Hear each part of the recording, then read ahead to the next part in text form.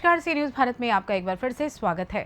खबर रतलाम से है, जहां रतलाम में प्रेस वार्ता कर कांग्रेस नेता रतलाम झाबुआ सीट से प्रत्याशी कांतिलाल भूरिया के पुत्र विधायक विक्रांत भूरिया ने जमकर भाजपा के मध्य प्रदेश कैबिनेट मंत्री नागर सिंह चौहान पर जमकर हमला बोला। उन्होंने नागर सिंह चौहान के परिवार पर और नागर सिंह चौहान पर गंभीर आरोप लगाए। उन्होंने पूर्व के कुछ वीडियो भी उपलब्ध कराए, जिसमें जब नागर सिंह चौहान विधायक थे और विधायक का चुनाव हारे थे, तब वो अपने कड़क लहजे में बोलते हुए दिखाई दे रहे हैं। दरअसल विक्रांत भूरिया ने यहाँ ये भी आरोप लगाया है कि नागर सिंह चौहान ने अलीराजपुर में कई जमीनों पर कब्जा करके अपनी बना ली।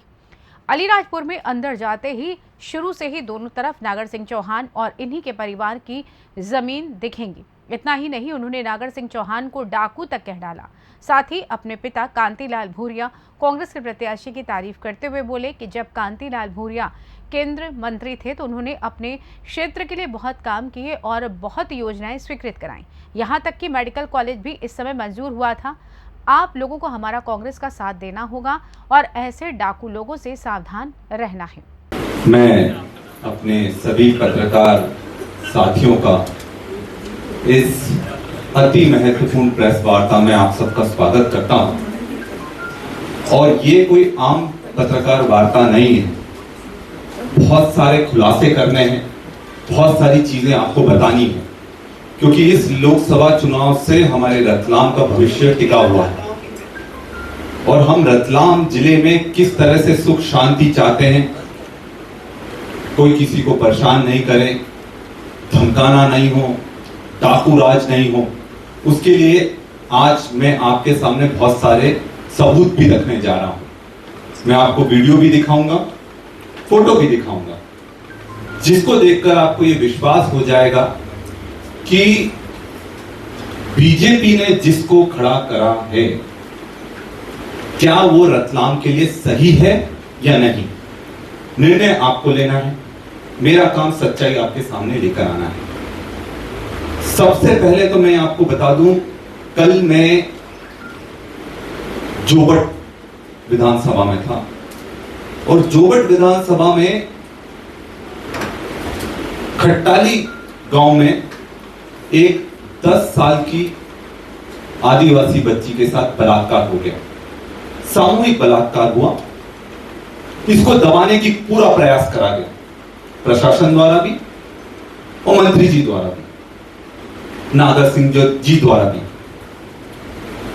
शुरू में बात समझ नहीं आई, पर जब हमें पता लगा कि इस तरह का कोई एक घटना हुई है, तब हमने एसपी से बात करी, उन पर दबाव बनाया कि आपको कोई भी आरोपी छूटना नहीं चाहिए। तब जाकर ये हुआ कि ठीक है, आरोपियों को पकड़ा जाए। और फिर पता लगता है कि उनमें से एक आरोपी नागर सिंह जी की साली जो हैं उनके परिवार से, मतलब ये नागर सिंह जी के परिवार से वो व्यक्ति।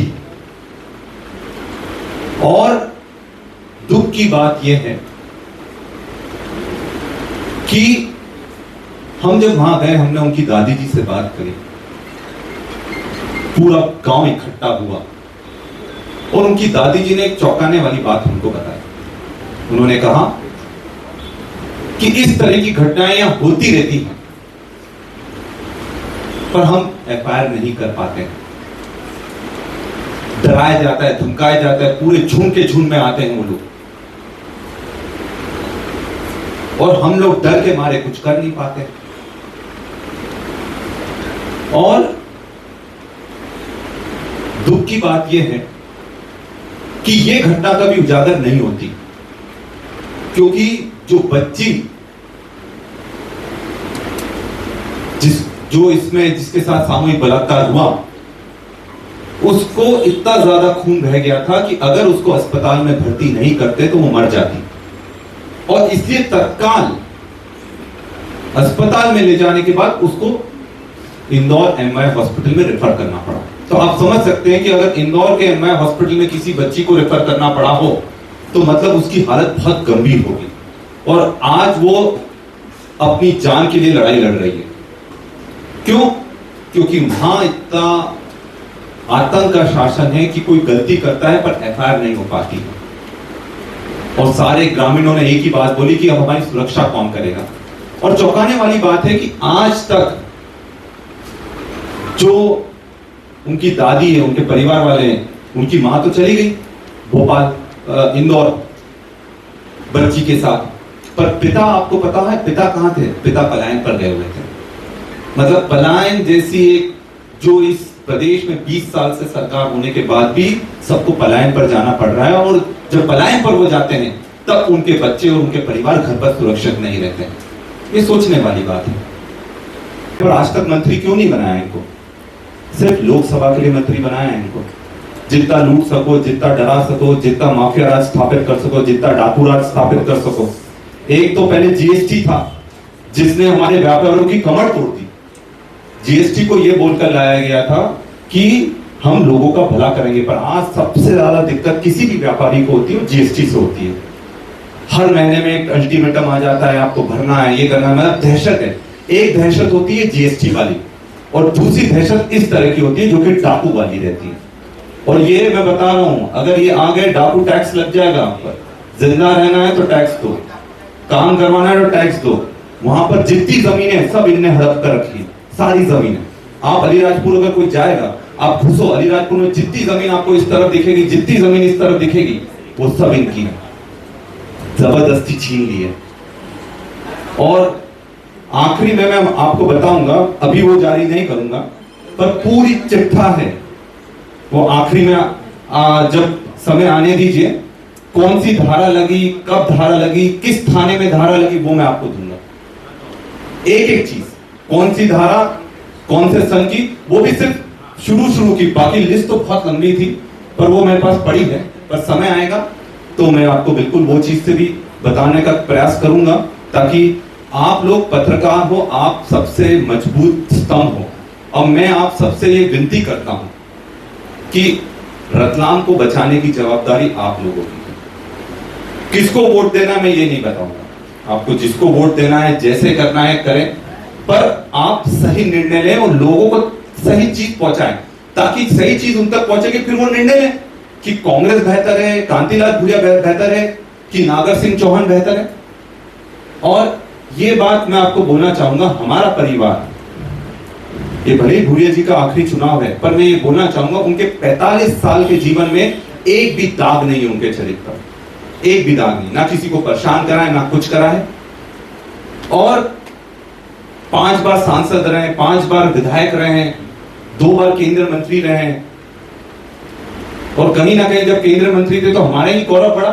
सद्दूर एकलव्य स्कूल खुले, मेडिकल कॉलेज तभी स्वीकृत हुआ, हमारे नगर पालिका के लिए जो पेयजल योजना के लिए पैसा आया उनके समय में आया। तो ये सब करने का, उनका जो विकास करने का उद्देश्य था वो उन्होंने पूरा करा।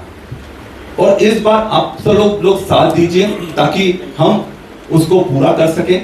और हम लोग जो हमारे जिस विश्वास से हम लोग राजनीति करते हैं, हमारा उद्देश्य परिवार का रहता है हमेशा सबकी सेवा करना। मेरी बहन भी विधायक थी जोबट की, जो कोरोना के समय सेवा करते हुए चली गई, बीमार हुई और चली गई। कोरोना के समय गई, वो विधायक थी उस समय वहां पर, तो सेवा ही कर रही थी, वो किसी दूसरे का काम नहीं कर रही थी। मेरी और मेरी पत्नी ने कोरोना के समय अपने अस्पताल में हजारों लोगों का इलाज करा, अपनी जान पर खेल कर इलाज करा।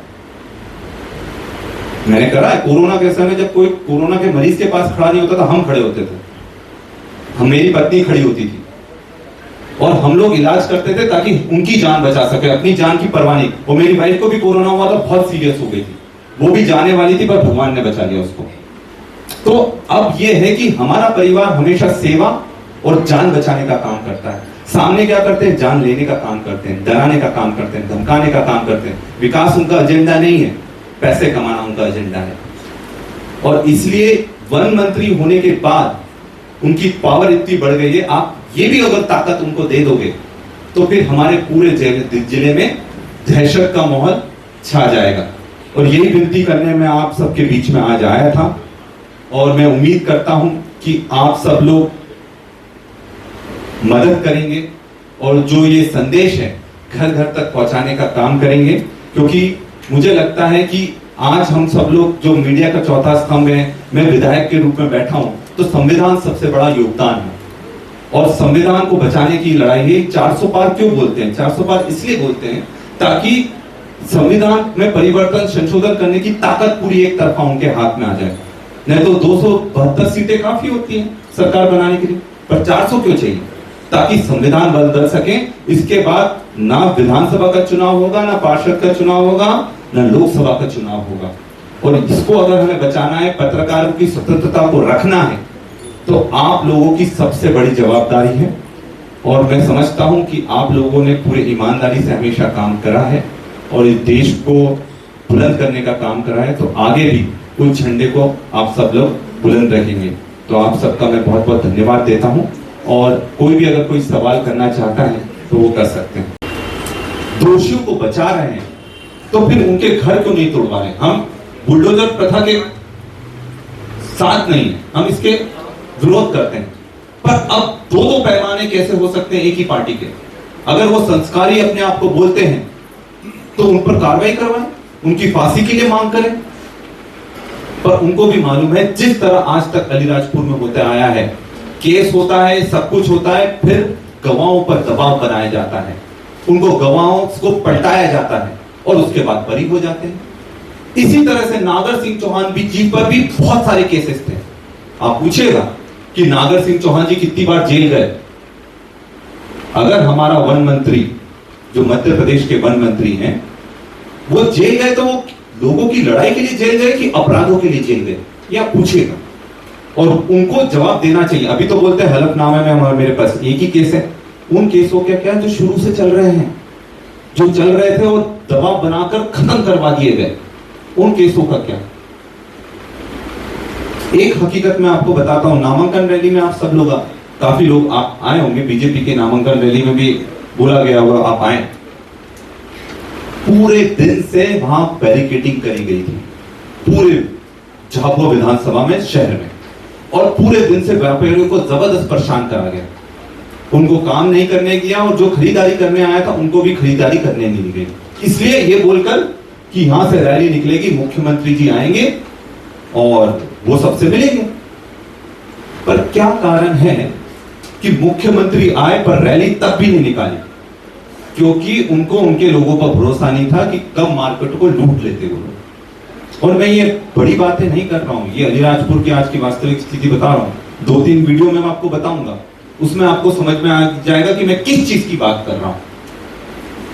और ये विकास की बात करते हैं, शिक्षा की बात करते हैं। आपको मालूम है नागर सिंह चौहान जी के जो गांव है उसका नाम है डोबला झीरी। डोबला झीरी में हाई स्कूल का पासिंग रेट कितना है आपको पता है? अभी 2 दिन पहले रिजल्ट आया, सिर्फ 12%। मतलब पूरे दोनों जिलों में सबसे कम पासिंग रेट अगर किसी का है तो उनके गांव का है। तो आप ये सोचिए, जो व्यक्ति अपने गांव के बच्चों को नहीं पढ़ा सकता वो लोकसभा के लिए क्या करेगा? 12%। और मैं एक और वीडियो भी दिखाऊंगा आपको। वो वीडियो उन्हीं के उस गांव का है और उसी स्कूल का है जहां स्कूल नहीं लगता है, पूरे स्कूल में मक्का भरकर रखी हुई है। और वो इतने ज्यादा शराब का व्यापार और शराब माफिया वहां है, वहां स्कूल में पढ़ाई नहीं होती है, शराब की पेटियां रखी जाती है। तो आप समझिए कि हम अपने रतलाम को किन हाथों में दे रहे हैं, हम रतलाम को किधर ले जा रहे हैं। आप धर्म सब कुछ छोड़ दें और धर्म की बात करते हैं तो धर्म की बात मैं भी कर लेता हूं। नागर सिंह जी को बताना चाहिए कि अलीराजपुर में सिद्धेश्वर राजवाड़ा हनुमान मंदिर में कत्लेआम किसने मचाया था? हनुमान भक्तों को किसने मारा था? ये बताएं। 1999 13 सितंबर गणेश चतुर्थी के दिन ये घटना हुई थी। और आप अलीराजपुर में पूछ लीजिएगा किसने मारा था। क्या वो नागर सिंह जी के परिवार के लोग नहीं थे? तो अगर आप अपने आप को हिंदू करते तो हनुमान मंदिर में फिर कत्लेआम कैसे मचा सकते हैं? और ये चीज उनको स्पष्ट करना चाहिए, इस पर जवाब देना चाहिए कि कौन लोग थे, या तो जवाब दीजिए। एक महेश्वरी समाज का व्यक्ति था जिसको मार डाला गया था। एक सारदा जी थे जो अभी वर्तमान में कांग्रेस के पार्षद हैं, उनके पिताजी थे। एक आदिवासी बहन थी और एक आदिवासी युवक था। तो रतलाम से सी न्यूज़ संवाददाता हुसैन खान की रिपोर्ट। फिलहाल इस खास रिपोर्ट में बस इतना ही। देश दुनिया की तमाम खबरों की जानकारी के लिए बने रहें सी न्यूज़ भारत के साथ। हर खबर आपके साथ, आपके हाथ।